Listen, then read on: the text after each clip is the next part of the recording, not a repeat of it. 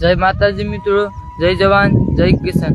અમે અત્યારે અમારા ખેતરમાં આવ્યા છે, જ્યાં અત્યારે આ કમોસમી વરસાદના લીધે ભાઈ ફૂલ પાણી ભરાઈ ગયું છે। જાણે આ ખેતર નથી પણ તળાવ જેવું દ્રશ્ય સર્જાઈ ગયું છે ભાઈ।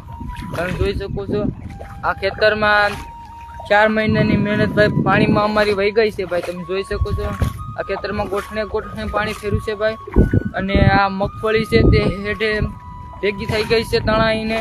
બાજુમાં ભાઈ પાથરાઈ પલ્લી ગયા છે, બધા ખેતરો ભાઈ સામે સામ તળાવની જેમ ઘેરેલા છે।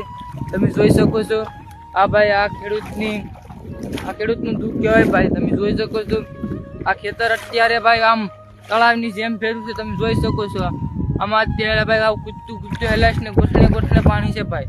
જાણે આ તળાવ ફેરું દરિયો ભાઈ, એવી રીતનું સ્થિતિ સર્જાઈ ગઈ છે ભાઈ।